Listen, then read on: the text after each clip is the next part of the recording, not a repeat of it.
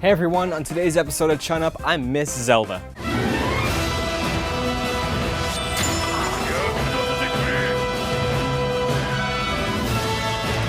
Welcome to the show, my name's Christian Buckley. This week, I've been very nostalgic for The Legend of Zelda, Breath of the Wild. I saw somebody on my timeline say, like, if you could have one fresh take on a video game that you've played before, you could replay it again for the first time, what would it be?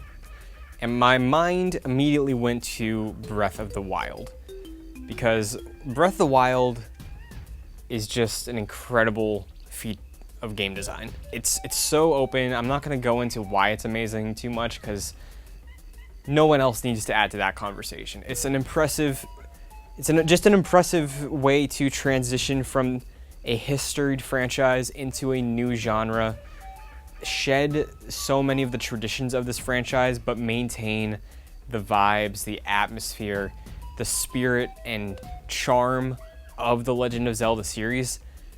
It's just fantastic at doing all of that. So you may ask, is it possible to feel nostalgic for something that's only, at this point, 2 years old, 2.5? I'd say yes. I think Breath of the Wild and the story of the Switch are integral to one another. Switch launched March 3rd, 2017 with Breath of the Wild, and I do think that is a large reason that that console was so successful out the gate. And I think the story and narrative of Zelda and the Switch are going to continue through the rest of its life cycle. The console generation life cycle we're in at this moment is rapidly coming to an end. Next year, we do know, holiday 2020, the PlayStation 5 and the Xbox Scarlet will be launching to the world. And those are going to be some beefy consoles. You got ray tracing, you got 4K, you got all these things, SSDs. They're going to be impressive machines. So, while I don't think a Switch Pro is out of the question, I think it's very unlikely. The Switch Pro just seems like a non-Nintendo move, personally. So Breath of the Wild 2, I'm a strong believer that that game is coming 2020, holiday, fall, to give the Switch a leg up over the PS5 and the Xbox 2. If the previous gen, this current one, is anything to go on, launch might be weak. So if PS5 comes out and all we have is a remastered port of The Last of Us Part 2 or something against Breath of the Wild 2, I think that's going to put Nintendo in a very good position, considering the acclaim that first one got, how many systems that thing sold. At one point in time, more copies of that game sold than Switches themselves. I think Nintendo knows that. I think they know the value of Zelda at this point in time. We have 2 brand new Zelda experiences on the platform this year with Cadence of Hyrule and Link's Awakening. I have Link's Awakening installed on my Switch. I haven't had a chance to dive into it yet. Didn't have my Switch for about a month. But the original Link's Awakening is one of my favorite games in the series, so I know what I'm getting with that game. I'm just waiting for the right time. With Breath of the Wild, though, Breath of the Wild is just something else. It's something so fascinating because I've put 105 hours into that game. There's still so many things I haven't seen. I know that there's so many side quests and so many NPCs I haven't found. I did get all 120 shrines, so you bet that I fought Calamity Ganon with the Hero's Tunic on. That was a big deal for me. I wanted that going into that fight. That was my 100% for the game. So I had a blast doing that. I had so much fun playing The Legend of Zelda Breath of the Wild that I really just miss it. I miss the charm of that world. And I know you could say, Christian, you could play more of that game. I'm looking at my Switch right now. I could pick that up and find something new in Breath of the Wild that I have not experienced yet. And while that is true, and while I haven't played the DLC yet, there's just something about the initial night with Breath of the Wild that was just so encapsulating for me.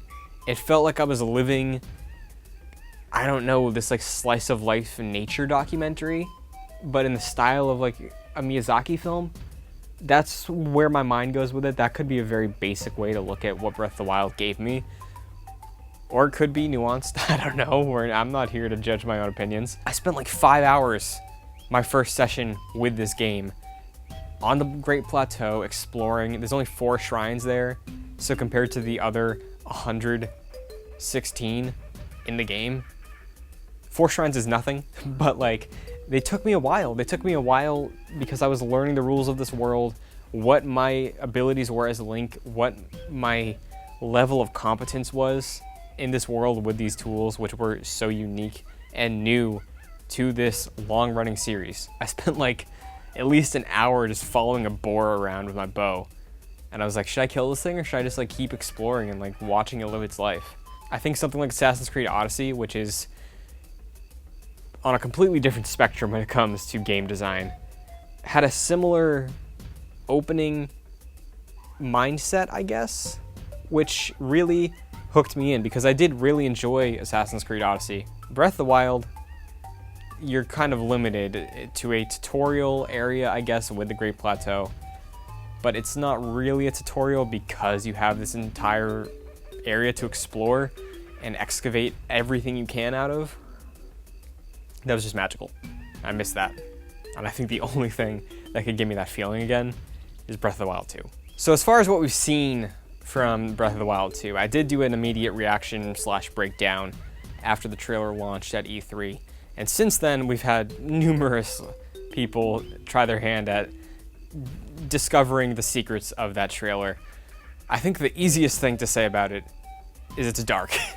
It's dark, some form of Ganondorf is involved, and Zelda's probably going to have a bigger role in the game. All of those things, check, check, check. Sign me up. I'm a non-believer in the Zelda timeline, but if they do want to tell a more in-depth story this time around and they can figure out a way to make the game accommodate player agency like this first one did and tie in a stronger narrative, that'd be great. If not, I think we're fine with the way story was given to us. I would just love a little more, you know, having a focus on rebuilding, dealing with the darkness of Hyrule's history, and Ganondorf, whatever role he may play, good or bad, if Link and Zelda discover, let's say, another take on Demise, and that's the antagonist, that's what spurred the destruction of Hyrule that we jump into in Breath of the Wild. Demise is what embodied Calamity Ganon. Think about it as Link and Zelda, they both have a Triforce piece. Ganondorf has that third piece. So what if Zelda, Link, and Ganondorf have to team up, make some truce, some alliance to fight off the greater evil? That could be exciting. That's dark, that's mature. That seems to be the angle they're going with this game, so if we get a story that's even a fraction of that interesting, I'll be in. I did spend a lot of this week looking back at discussion surrounding Breath of the Wild when it was initially launched, Game of the Year discussions for the game, discussions that came up after the announcement of the sequel, and there's just something about the atmosphere of it that just makes me feel so good and feel so just sucked into this world, even though the storytelling isn't the best, which is a feat that I can't attach to a lot of other things. And I don't think it's nostalgia for the series at large, because yeah, I did play Twilight Princess as a kid, I did play Wind Waker as a kid, but I really didn't finish a lot of Zelda games until I was in my mid to late teens, because of either access to the games, competence for game design, I guess. It's just really great to see a franchise like this branch out and form a new identity before it got too stale. It's hard to even think of Zelda and stale in the same sentence, because like every time they put a game out, it just sucks me in. I liked Spirit Tracks, I'm sorry. I feel bad, or feel repetitive, I guess, because a lot of these sentiments have been expressed since launch of the game, but this is the first time I'm doing it. That's gonna do it for the episode though. I hope you enjoyed. If you enjoyed it enough, a little thumbs up would be nice, a little subscribe would be nice. If you did really enjoy the show though, and you wanna go beyond a subscription, you can check out patreon.com/joyclicks, where for just a couple bucks a month you can get access to early episodes of Jedi Knights, our Star Wars podcast, detailed looks into production behind things, as well as our hopes for the future, because we would love to turn this into something bigger than it already is. And that's all thanks to you, because you watch these things, and support us and stuff like that. So check it out. Even if you don't want to spend any money, I appreciate you stopping by. It means the world to me. But until next week, yeah! That was Link. I know. It's good.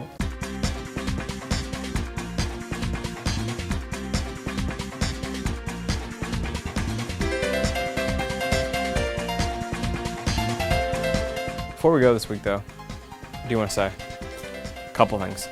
Breath of the Wild 2, 2020, lock it in. Alden Ehrenreich, fantastic Han Solo. Would love to see more of him. And 3, you know, be nice to someone today. That's easy. All right, see you next week. Okay.